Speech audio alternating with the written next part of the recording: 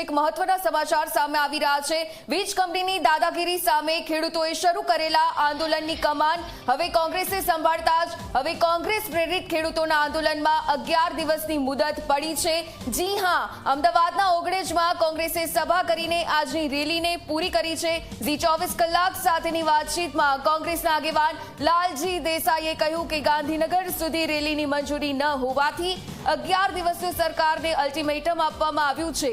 ઓગણજમાં સભાના સ્ટેજ ઉપરથી પણ 11 દિવસની મુદતની કોંગ્રેસના નેતાઓએ જાહેરાત કરતા જ આજનો ગાંધીનગર કૂચનો કાર્યક્રમ મોકૂફ રહ્યો છે।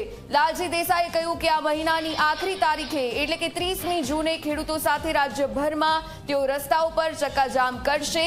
આજે રેલીને મંજૂરી ન મળી હોવાથી તેમણે સરકારને 11 દિવસનું અલ્ટિમેટમ આપ્યું છે। તેમણે કહ્યું કે કોઈ પણ પક્ષનો ખેસ પહેર્યા વગર ખેડૂતો માટે આ લડાઈ લડવામાં આવશે। તેમણે આજની રેલીને કોંગ્રેસ પ્રેરિત રેલી હોવાના આરોપને નકારી કાઢતા કહ્યું કે આ ખેડૂતોની રેલી છે।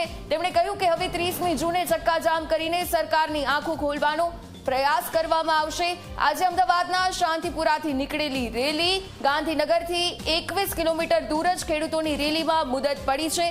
30 જૂને ધરપકડ થાય તો આંદોલન કરીશું, લાલજી દેસાઈ દ્વારા નિવેદન આપવામાં આવ્યું।